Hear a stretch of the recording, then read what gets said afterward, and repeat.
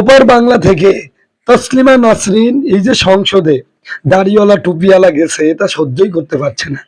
তিনি তার ফেসবুক পেজের তিনি তার পেজের মধ্যে লেখছেন, তার ফেসবুকের মধ্যে লেখছেন যে সংসদে অধিক পরিমাণ দাড়িওয়ালা টুপিওয়ালা দেখে তার বমি উদ্রেক হচ্ছে। তার এবার বাংলার দাড়িওয়ালা টুপিওয়ালা দেখে ওইবার বাংলা থেকে এই বয়সে তিনি গর্ভবতী হয়ে গেছেন এদেশের আলেমুল আমাদের দেখি। তাহলে আলেমুল আমাদের পাওয়ার কি রে ভাই? দাড়িওয়ালা টুপিওয়ালাদের পাওয়ার কি? কিছু করে লাগে না, শুধু দাড়ি টুপি দেখলেই কিছু কিছু মহিলা আছে গর্ভবতী হয়ে যায়। তারই একজন তসলিমা নাসরিন কেমন যেন চুদ্দিন বং হয়ে গেছে। এদের এমন গাত্রতা শুরু হয়ে গেছে, ইসলামের গণজোয়ার আর ইসলামপন্থীদের এমপি মানে এমপি হওয়া, সংসদ সদস্য হওয়া কোনোভাবে শাহবাগীরা আর ইসলাম বিদ্বেষের মেনে নিতে পারছে না। তার মানে বাংলাদেশ সঠিক পথে আছে আলহামদুলিল্লাহ। আগামীতে তসলিমা নাসরিনকে বলছি, আগামীতে এই বাংলাদেশে ইসলাম আলারা ক্ষমতায় যাচ্ছে, 300 জন ইসলাম আলা হবে। তখন বুবু আপনার কি হবে? আপনি তখন কানবেন, আরো কানবেন, আপনি কানতেই থাকবেন। ইসলাম ছিল, আছে, থাকবে, একদিন এদেশে ইসলামও কায়েম হবে, আপনাদের কান্না শেষ হবে না ইনশাআল্লাহ। তো যে কথা বলছিলাম ভাই শোনেন, সাহাবী বলছে হুজুর আমার জন্য একটু দোয়া করেন, আমি যেন ব্যবসায় জিতে যাই। নবীজি বলছেন তোমার মা বাপ বেঁচে আছে? তো ওই সাহাবী বলছে হুজুর আমার বাবা অমুক জিহাদে শহীদ হয়ে গেছে, মা বেঁচে আছে, খুব বৃদ্ধা মানুষ। রসুল বলছেন আমার দোয়া করা লাগবে না, মায়ের খেদমত করো। জোরে বলেন সুবহানাল্লাহ। তো রসুলের সাহাবী তো আমার আপনার মতন না যে এক কান দিয়ে শুনবে আর এক কান দিয়ে বের করে দেবে, কথা বলুন ঠিক কিনা? আর রসুলের কাছে দ্বিতীয় কথা বলে নাই, চলে আসছেন, মায়ের খেদমত করতেছেন। একদিন মায়ের খেদমত করতেছেন, মাকে খাওয়াচ্ছেন, একজন পাওনাদার এসে তারে গালাগালি করতেছেন। মা শুনতে পেরেছেন, বলছে কি বাবা তোমাকে এই লোকটা এত অপমান করছে, গালি দিচ্ছে কেন? কয় মা আমি খুব ঋণগ্রস্ত হয়ে গেছি। আর কিছু বলে নাই। ছেলে মাকে খাওয়াই দেয়া চলে গেছে। এবার মা যাই নামাজে বসে বলছে আল্লাহ আমার সন্তান আমার খেদমত করে, আমার সন্তান ঋণগ্রস্ত, আমি মা দোয়া করে দিলাম আমার সন্তানকে অভাব মুক্ত করো। বলেন সুবহানাল্লাহ। দোয়া করতে দেরি, এবার সন্তান বের হয়েছে, যা করে তাতেই বরকত হয়। জোরে বলেন সুবহানাল্লাহ। বরকত হতে হতে হতে হতে এমন একটা অবস্থা হয়ে গেল, বিশাল বড় ব্যবসা, রসুলের দরবারে আর খুঁজে পাওয়া যাচ্ছে না।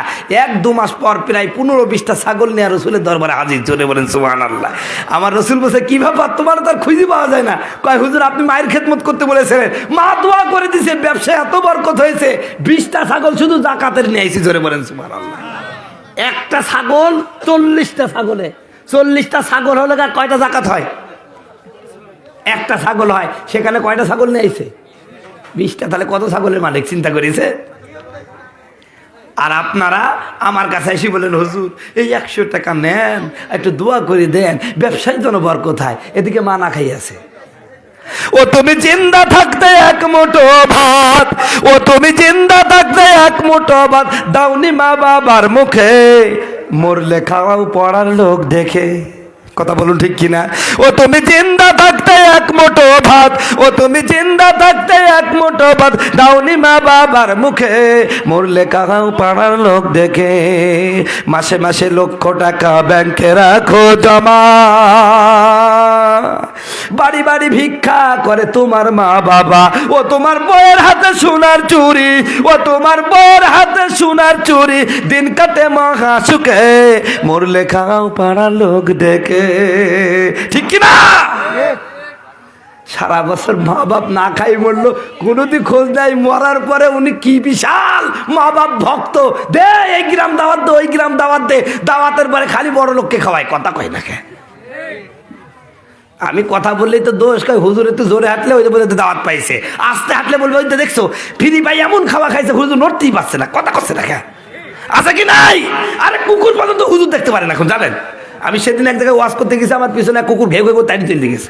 আমি তাতে ভাই কুকুরটা কারগো, তো বাড়ি থেকে মধ্যবয়সী মহিলা বেরোই বলছে হুজুর এই কুকুরটা খুব বদ, খালি এইরকম দাড়িওয়ালা টুপিওয়ালা দেখলে তাড়ি চলে যায়। আমার একটু রাগই হয়ে গেলাম। চাষি এই শোনেন, এই যারা দাড়ি চাষে আর দাড়ি পেশাব করে ওদের কিছু কয় না, কয় না হুজুর ওদের তো কিছু কয় না, বলছে কবেই তো না। তখন ওই মুরব্বী চাষি আমাকে বলছে, আচ্ছা বাবা, এ তোমাদের দেখলে তাইরি যায়, আর যারা দাড়ি চাষে দাড়ি দাড়ি পেশাব করে ওদের তো কিছু কয় না। আমি বললাম ও চাষি, যারা দাড়ি দাড়ি পেশাব করে আর দাড়ি চাষে কুকুর জানে যে আমার যাইতি ভাই, কথা কছে না, কথা কছে না। তো যাইতি ভাইকে দেখলে কি কেউ ওটা কথা করছে না কেন? আর আমরা যারা হুজুরও মিলে না তো, এই জন্য দেখতেও পারে না। ভাই হুজুর দেখতে পারো আর না পারো, হুজুর ছাড়া কোনো গতি আছে নাকি? হুজুর ছাড়া তোর জানাজা, হুজুর ছাড়া তোর জানাজা কেউ পড়বে না, হুজুরে ছাড়া তোরে দাফন দিবে না, ঠিক কিনা? আরে সারা জীবন করলি রে তুই যাই হুজুরকে কিনা, সেই হুজুরকে লাগতে পারে এটা ভাবলি না। ও তোর মা বাপ যাবে যাদুন এই দুনিয়া ছেড়ে, তখন কিন্তু আসতে হবে টুপিওয়ালার কাছে। কথা বলুন ঠিক কিনা? সম্মানিত বন্ধুগণ আমার, ভাইয়েরা আমার, খুব মনোযোগ সহকারে শুনবেন। বলতেছিলাম হযরতে তলাকে ডাক দেয়া বলেন, তলাক, এই পৃথিবীতে সন্তান দিয়ে বাবাকে হত্যা করার জন্য আসি নাই, আমি এসেছি প্রত্যেকটা সন্তান তার বাবার জন্য বাবার সম্মান রক্ষার্থে দরকার হয় জীবন দিবে। জোরে বলেন সুবহানাল্লাহ। বন্ধুগণ আমার, ভাইয়েরা আমার, আমার বন্ধুগণ এই কথা বলার পরে কিছুদিন পরে হঠাৎ করে দেখেন হযরতে বাররা একা একা মসজিদে নববীতে নবীজির সাথে নামাজ পড়তে আসেন, কিন্তু হযরতে তলহা আসে না। একদিন নবীজি ডাক দেয়া বলেন, ও তলহা, ও বাররা, তোমার সন্তানটা কেন নিয়ে আসো না? কেন আসে না? ও তো আমাকে অনেক ভালোবাসে, তাকে দেখতে বড় মন চায়। হযরতে বাররা কথা কয় না, চোখের কোনা দিয়ে পানি পড়ে। ডাক দেয়া বলেন, ইয়া নবী আল্লাহ, ইয়া হাবিব আল্লাহ, কি করে বোঝায় আপনাকে? হুজুর, আমার সন্তানটা প্রায় এক সপ্তাহ যাবৎ অসুস্থ, রোগাক্রান্ত, এত অসুস্থ হয়ে গেছে বিছানা থেকে উঠতেও পারে না। আমার নবী ডাক দেয়া বললেন, আমার তলহা এত অসুস্থ, এত রোগাক্রান্ত, কেন তুমি আমারে খবর দাও না? চলো আমি এখনই যাব আমার তলহাকে দেখার জন্য। বন্ধুগণ আমার, ভাইয়েরা, সাহাবায়ে কেরামকে সাথে নিয়ে আমার নবী রওনা হয়ে গেল। আমার বন্ধুগণ আমার, ভাইয়েরা, বাড়িতে যখন পৌঁছালেন, আসসালামু আলাইকুম, আমার বন্ধুগণ আমার, ভাইয়েরা, আমার নবী যখন সালাম দিল, সালামের আওয়াজ শোনার সাথে হযরতে তলহার মধ্যে একটা প্রেম জেগে উঠলো, একটা ভালোবাসা জেগে উঠলো, একটা শ্রদ্ধা জেগে উঠলো, একটা ইশক জেগে উঠলো। কেমন যেন তার অন্তরে প্রশান্তি নেমে আসলো। জোরে বলেন সুবহানাল্লাহ। আমার নবী ঘরের মধ্যে গেলেন, হযরতে তলহার মাথার কাছে বসে নবীজির হাত মুবারক যখন তলহার মাথার উপরে দিয়া চুলগুলো আস্তে আস্তে নাড়া শুরু করলো, হযরতে তলহা দু চোখের পানি ছেড়ে দিয়ে আমার নবীকে জড়ায় বলে, ইয়া রাসূলুল্লাহ, ইয়া হাবিবাল্লাহ, আপনি আমার বাড়িতে এসেছেন, আমার মাথায় হাত রেখেছেন, এর চেয়ে সৌভাগ্য আর কার হতে পারে? হুজুর, আপনি দোয়া করেন আমি যেন আপনার ভালোবাসা নিয়ে এই দুনিয়া ছাড়তে পারি। জোরে বলেন সুবহানাল্লাহ। সম্মানিত বন্ধুগণ আমার, ভাইয়েরা, হযরতে তলহা এই বলে আর কথা বলতে পারলেন না। নবীজি তার চোখের দিকে তাকায় দাঁড়ায় বসে আছেন। অনেকক্ষণ পরে হযরতে বাররাকে ডাক দিয়ে বলেন, বাররা, আমার তলহার অবস্থা খুব খারাপ, আমার মনে হয় আমার তলহা বাঁচবে না। এ বাররা, তোমার সন্তানের সাথে আমার একটা গভীর সম্পর্ক হয়ে গেছে, আমার তলহা যদি দুনিয়া থেকে চলে যায় আমারে খবর দেবা, আমি নিজে জানাজা পড়াবো, নিজে গোসল দিব, নিজে তারে দাফন করব। জোরে জোরে বলা যাবে কিনা সুবহানাল্লাহ। সম্মানিত বন্ধুগণ আমার, ভাইয়ের আমার, নবী কথা বলে রওনা হয়ে গেলেন। বাচ্চাটা ভিতর থেকে শুনছে। নবীজি যখন চলে গেছেন, হযরতে তলহা তার বাবা বাররাকে ডাক দিয়ে বলছেন, বাবা, আমার রাসূল আমার জানাজায় আসতে চেয়েছে। আমি বুঝতে পেরেছি এই দুনিয়ায় আমার আর থাকা হবে না, তবে বাবা আমার কাছে আপনার কাছে একটা ওসিয়ত। কয়, কি ওসিয়ত? ওসিয়ত হলো, আমার যদি মৃত্যুটা রাত্রে হয়ে যায়, খবরদার আমার নবীকে খবর দিবেন না। জোরে বলেন সুবহানাল্লাহ।